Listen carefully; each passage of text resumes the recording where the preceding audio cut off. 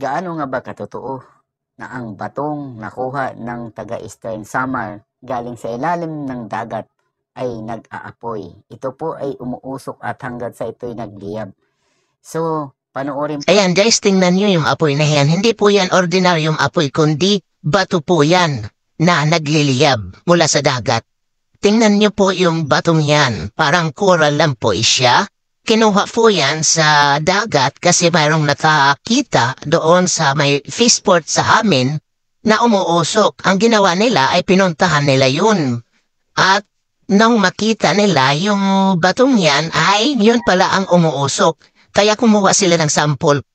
Hindi yan pwedeng hawakan kasi makakapaso yan, napakadelikado.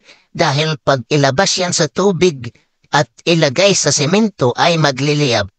Ayan, natutunaw na po siya at susunod niyan magliliyab na. Marami rin nag-aabang sa kanyang pag-apoy. Ayan sila. Ate ako talagang hinintay ko talaga. Grabe, ayan hanggang sa, ayan. Oh, grabe, oh. Maliit na bato lang yan.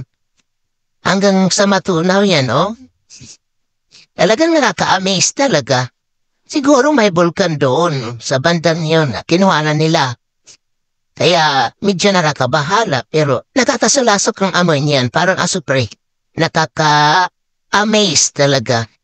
Ayan, awala na yan, matutunaw na yan at saka ma-stop na yung apoy. Thank you for watching. I hope you like this video. God bless you.